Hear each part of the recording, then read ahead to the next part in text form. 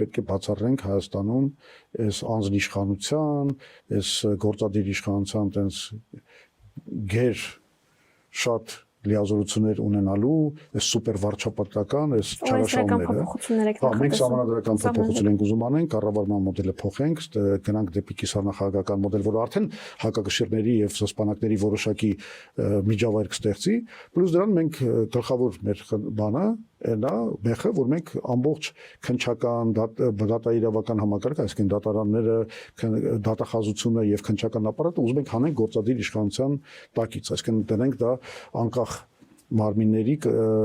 կողմից ստեղծվելու այդ սխեմայի տակ, նաեւ